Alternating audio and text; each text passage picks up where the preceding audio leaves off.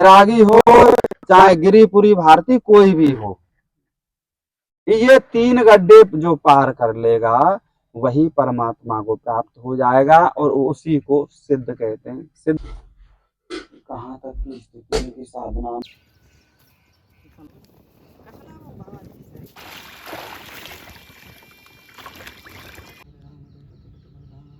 धीरे धीरे उतरती चली जाती है।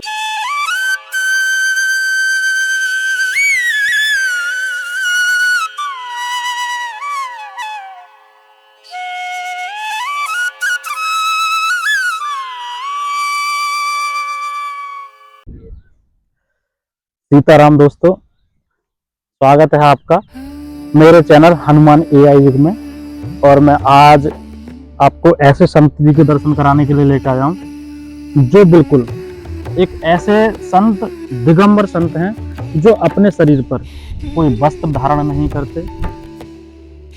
तो आज उन्हें दर्शन करने का सौभाग्य प्राप्त हुआ है हमें, और आप लोगों के लिए भी मैं दर्शन कराने वाला हूँ। तो मेरे साथ वीडियो में अंत तक बने रहिए। मैं महाराज जी के बारे में थोड़ा सा बता दूं। ये पूरा जंगल वाला एरिया है, एकांत में रहते हैं। और उनके बारे में बता दूं मैं, अपने शरीर पर वो एक भी वस्त्र धारण नहीं करते। जिनका आश्रम माँ गंगा के किनारे ऐसे स्थान पर उनका आश्रम है जहाँ से बड़े बड़े संत भगवत प्राप्ति करके निकले हैं, जैसे परम पूज्य उड़िया बाबा, परम पूज्य टाटवाले बाबा, परम पूज्य हरि बाबा महान संत रहे हैं, और परम पूज्य घड़ा वाले बाबा। उसी क्षेत्र में आज भी बहुत सारे संत साधना करते हैं। ऐसे ही स्थान से हमारे परम पूज्य श्री श्री 108 श्री कैलासानंद गिरी जी महाराज जी, जो नंगा महाराज जी के नाम से प्रसिद्ध हैं, जो आज भी वह फलाहार करते हैं। और एक विशेष बात यह है कि महाराज जी के जीवन में एक ऐसी घटना घटी कि उन्होंने अपना गुप्त अंग भी अपने ही हाथों से काट दिया। आइए चलते हैं महाराज जी के दर्शन करने के लिए। रहते हैं किस तरीके से, स्वयं अपना भोजन बनाते हैं, और एकांत में बिल्कुल आश्रम है उनका माँ गंगा के किनारे। अब गंगा स्नान भी करने जाएंगे महाराज जी के साथ। उनके साथ भोजन प्रसादी भी बनाएंगे, उनके साथ एक रात्रि रुकेंगे भी, उनकी रहनी सहनी देखेंगे। हनुमान जी का मंदिर बना हुआ है, वहाँ पर सुंदरकांड का पाठ भी करेंगे। आज शनिवार का दिन है। तो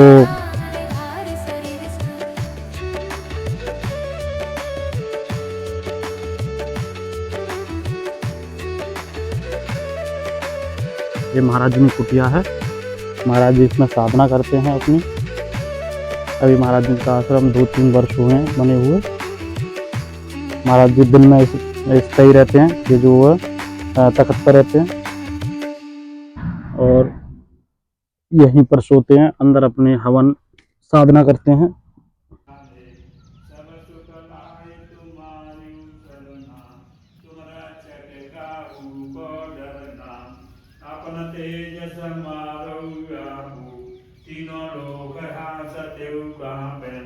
भूत पिशाच निकट नहीं आवे, महावीर जब नाम सुनावे, नाश रोग हरे सब पीरा, जपत निरंतर हनुमत वीरा। जैसे गुड़हल है, कदम का भी वृक्ष है, और आपका कनेर भी है, पीली कनेर, और ये बर का वृक्ष है जो शंकर भगवान का स्वरूप माना जाता है। ये पीपल का वृक्ष है जो नारायण का स्वरूप है। आप लोगों को महाराज जी के बारे में, महाराज जी की पूरी जीवनी बताएंगे। आप लोग बने रहिए हमारे साथ। ये पूरा आश्रम है छोटा सा। अभी सुबह सुबह का टाइम है, तो महाराज जी ने बोला है कि पहले गंगा स्नान करने चलते हैं। तो अभी गंगा स्नान के लिए निकले हैं। तो रास्ते में घड़ा वाले बाबा जी का आश्रम भी पड़ता है, जो मैंने वीडियो में पहले ही बताया था। ये वही सिद्ध बरी है, यहाँ अनेकों संतों ने भगवत प्राप्ति की है, सिद्धि यहाँ प्राप्त की है, तपस्या की है। यहाँ पर अब तो छोटे छोटे मंदिर और कुटिया बन चुके हैं, लेकिन पहले ऐसा नहीं था। पहले जंगल ही था पूरा। और सिद्धबरी की स्थापना, इस स्थान की जो स्थापना की गई है, ये कृष्ण भगवान के बड़े भैया जी दाऊ जी महाराज ने की है। यहाँ पर भ्रमण करते हुए आए थे, तो तो उन्होंने इसकी स्थापना की है। और सामने गंगा मैया बह रही हैं, जहाँ स्नान करने के लिए जाएंगे।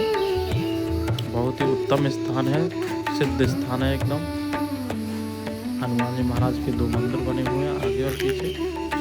और बट वृक्ष जो है, इसकी किसी को ये नहीं पता कितने समय से है। काफ़ी लंबे समय से है ये, और इसकी जटाएं भी हैं बहुत बड़ी। और यहाँ बंदर बहुत ज़्यादा रहते हैं और संत भी रहते हैं, छोटी छोटी कुटियाँ बनाकर रहते हैं। बहुत सिद्ध स्थान है। और यहाँ पर ही पास में टीले वाली चामुंडा माता जी हैं।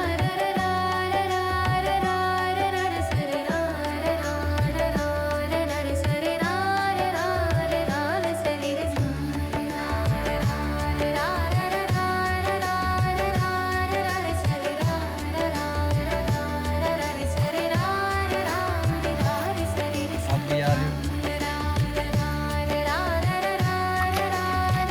अब प्रेमानंद जी महाराज का क्या है, इतने सिद्ध महापुरुष हैं, लेकिन वो चाहे तो कुछ भी कर सकते हैं। अपने शरीर को डिटॉक्स नहीं कर सकते अर्जी लगा के।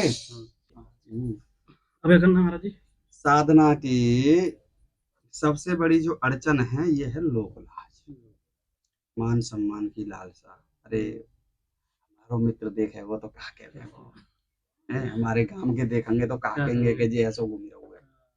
ये लोक लाज है। लोक लाज में ही आदमी उल्टे सूदे कर्म कर जाता है। अभी आपके, अच्छा महाराज जी, आपने जो कहा ना कि राग द्वेष रहता है संतों के अंदर भी, ये मेरे हिसाब से सभी के अंदर रहता है। चाहे किसी भी कैटेगरी में चले जाओ, चाहे गवर्नमेंट जॉब में चले जाओ, गाँव में चले जाओ, चाहे प्राइवेट ये जॉब में संसार चले है जाओ। ना। संसार की रचना ही राग द्वेष से है, राग द्वेष। अच्छे बुरे की। अगर ये प्रक्रिया ना हो अच्छे बुरे की तो संसार नहीं चलता। संसार को बनाने का, चलाने का केवल यही कारण है कि राग द्वेष।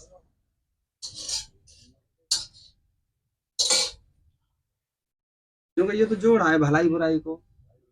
अंधकार है तो प्रकाश भी है, प्रकाश है तो अंधकार भी है, अच्छा है तो बुरा भी है, बुरा है तो अच्छा भी है, दिन है तो रात है। ये तो सिस्टम प्रकृति का ही नियम है, परिवर्तन। और इन्हीं में सब फंसे हुए हैं। और परिवर्तन बिना राग द्वेष के होता नहीं। महापुरुषों का परिवर्तन प्रेम से होता है। इसकी भी 2 श्रेणी है। अच्छा, हाँ। एक तो प्रेम ही जब लोभ में बदल जाता है तो फिर वो दुख का कारण बन जाता है। और लोभ में बदलने पर फिर उसके बिना रहा नहीं जाता। जैसे कोई महाराज जी उदाहरण देंगे इसका, मतलब ताकि जो नए नए साधक हैं उनके लिए एक अच्छा मैसेज जाए। प्रेम से लोभ में बदलना, फिर उसका पतन का कारण बन जाना, ये क्या है? मतलब कोई ऐसा उदाहरण। जैसे जड़ भरत थे जी, हिरनी के बच्चे के प्रति उनका प्रेम जगा, ये मर जाएगा, पानी में तो जन्म हो गया था, तो उनके अंदर प्रेम जगा, उसको निकाल लाए, उसकी व्यवस्था की। उनका प्रेम कब तक सही था कि भैया अब तू हो गया बड़ा, अब तू अपनी बिरादरी में रूंग चुंग और जा। ये तो रही प्रेम की सीमा। लेकिन वही प्रेम उनका मोह बन गया, तो उसी हिरण के मोह में उन्होंने अपने प्राण त्यागे, तो हिरण बनना पड़ा। जी। ये मोह, प्रेम की महिमा तो है। प्रेम से मोह बना, मोह से आसक्ति बनी, आसक्ति में प्राण गए तो योनि प्राप्त हुई। यानी कि एक साधक को इस प्रेम का भी एक समय सीमा तय करना हाँ चाहिए। हाँ, प्रेम सबसे करो लेकिन लोभ किसी से मत, क्योंकि लोभ जो है दुख का कारण बन जाता है। और लोभ होता है व्यक्ति विशेष से, वस्तु विशेष से। अब हमारे अंदर लोभ जगा कि भाई बूंदी मंगा ले,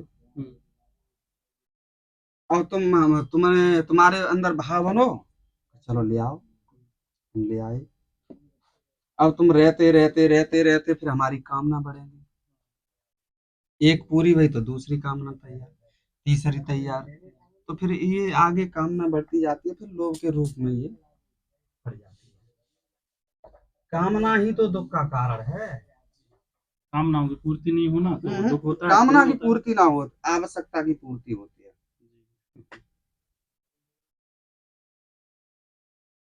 आवश्यकता की पूर्ति हो जाती है, कामना की कभी पूर्ति नहीं।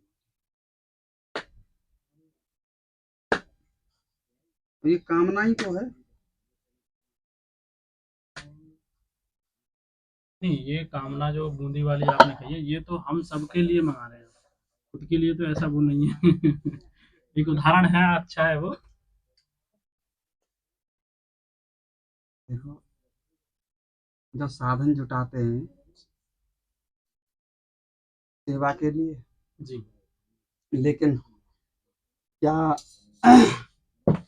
वो साधन जो सेवा में ही उपयोग होता है, स्वयं के लिए नहीं होता क्या? होता है ना। इसी प्रकार से माध्यम सेवा है लेकिन भोग अपना है। जी जी। हाँ?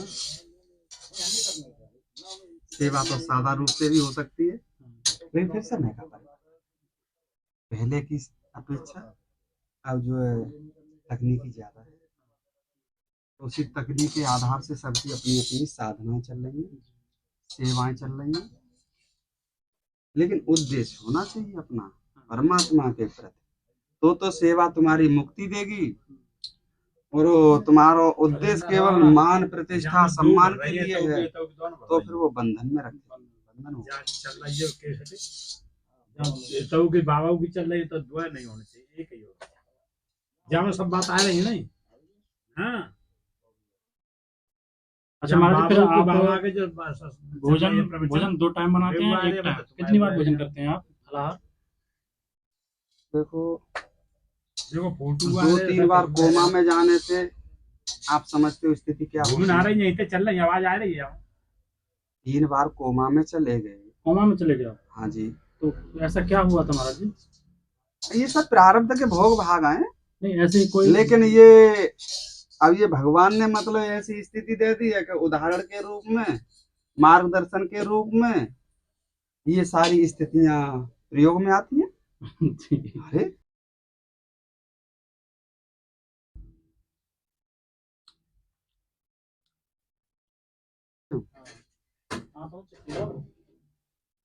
डॉक्टर जो जाके था मने करता है ना,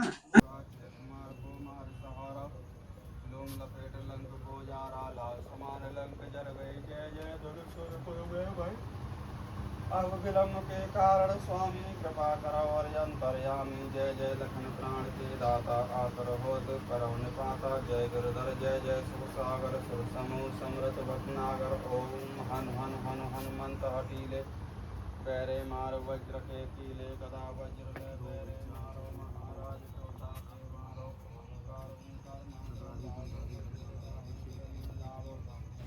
परम पूज्य महाराज जी अपनी साधना में लगे हुए हैं। शाम का टाइम है, सभी लोग अपने अपनी साधना कर रहे हैं और हमने सुंदरकांड का पाठ किया अंदर बैठ के।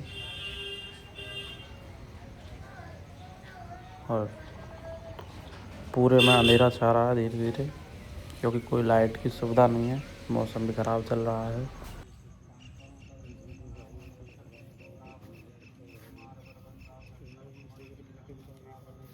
सिद्ध का मतलब क्या है? सिद्ध का मतलब ये नहीं है कि चमत्कार दिखाए कर करे, वो सिद्ध ना है, वो तो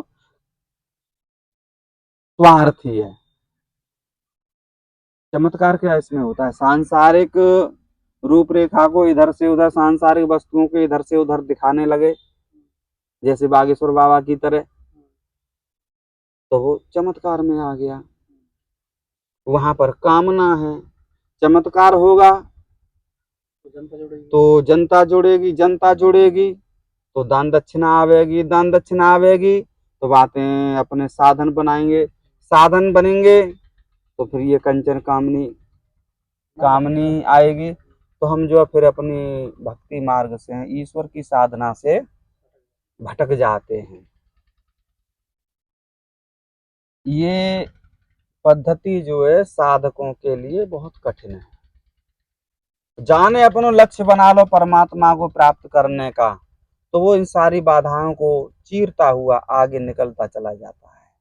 वो सारी जितने बार भटकाने वाले साधन हैं, सांसारिक वस्तुएं हैं, वो अपने शरीर से धीरे एक एक करके हटाता चला जाता है। फिर बिल्कुल पागल स्थिति, नंगा के स्वरूप में आ जाता है, दिगंबर स्वरूप में आ जाता है।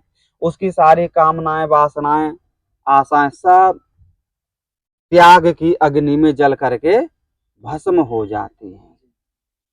जब सारी कामनाएं जल करके भस्म हो गई तो केवल एक ही कामना रह गई, एको हम द्वितीयो नास्ति परमात्मा भूतो न भविष्यति। यही उसका उद्देश्य बन जाए किसी साधक का, तो फिर वो इन सब से पार हो जाता है। लेकिन उद्देश्य बनाना ही सबसे बड़ा कठिन है। ये तीनों चीजें भटका देते हैं, कंचन कामनी और कीर्ति। हमारा उद्दिष्ट क्या तो टिके कैसे? जिन बताए तो महाराज जी, कहीं जैसे आपने कहा कंचन कामनी कीर्ति, तो क्या व्यक्ति बिना गुरु के, तो मुझे लगता है कि इन चीजों से वो कभी कोई नहीं निकल संभव ही नहीं है। बिना गुरु के तो कोई चीज संभव है ही ना। अब बताओ, राम कहावत में गुरु जी सुनाते कि राम कृष्ण से को बड़ो, राम कृष्ण से को बड़ो तेनहु ने गुरु कीन, तीन लोक की संपदा सो गुरु के अधीन। तीनों लोकों की संपत्ति गुरु के अधीन है। क्या राम कृष्ण के लिए क्या जरूरत थी? क्या वो कुछ नहीं कर सकती थी? सर्व समर्थ होते हुए भी हमारे तुम्हारे जैसे अज्ञानियों का अंधकार दूर करने के लिए उन्होंने गुरु परंपरा को निभाया और गुरु की आज्ञा के अनुसार उन्होंने पालन किया। सही बात है, बिल्कुल। कि हम तुम जैसे मतलब या मूर्ख उनको स्वाध्याय करें, उनके मार्ग को अपनावें और गुरु पद्धति से भटक न जाएं। इसलिए उन्होंने गुरु परंपरा को निभाया और पालन किया। अन्यथा उन्हें तो काउ चीज़ों की जरूरत ही ना आई। लेकिन उन्होंने ये आदर्श स्थापित किया हमारे तुम्हारे अज्ञान को अंधकार दूर करने के लिए। ये बिल्कुल सही बात है। हम उनसे भी बड़े हैं, हम राम से कृष्ण से भी बड़े हैं। क्यों? कैसे? हम इसलिए बड़े हैं क्योंकि हमने गुरु की आवश्यकता ही नहीं जानी है। हमने गुरु की आवश्यकता नहीं जानी, जब ही तो हम गुरु से दूर खड़े, जब ही तो हम गुरु को नहीं मान पा रहे, ना बना पा रहे, क्योंकि हमने आवश्यकता नहीं जानी। जो आवश्यकता समझते हैं अपने जीवन में गुरु की, तो वो गुरु की खोज करते हैं। जहाँ उनके मन बुद्धि संतुष्ट हो जाते हैं, वहीं से उनको गुण मिलने शुरू हो जाते हैं। जब उनके लिए गुण मिलने करेंगे गुरु से, तो वो तो गुरु तो फिर वो बन ही जाएंगे। इसीलिए आज के समय में अच्छे संतों की पहले भी कमी थी और आज तो बहुत ही ज्यादा कमी है। वैसे तो बहुत मिल जाएंगे, वैसे संतानों की कमी ना है, लेकिन महापुरुषों की विशेष कमी।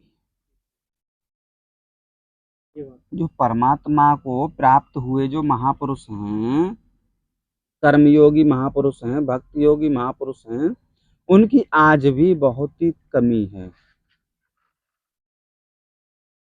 बिल्कुल सही बात है। तो इसीलिए मतलब जो है, वैसे तो संतन की टोली है। अब उनके तो कैसे जानोगे, मानोगे, पहचानोगे? जब तक उनकी संगति नहीं करोगे तब तक तुम जान नहीं पहचान नहीं सकते। आपने शास्त्रों में तो पढ़ा है कि गुरु के लक्षण ये होने चाहिए, लेकिन जब हम संगति करेंगे तो वो लक्षण अगर जो हमने शास्त्रों में पढ़ा है, अगर वो लक्षण किसी संत में हमको दिख जाए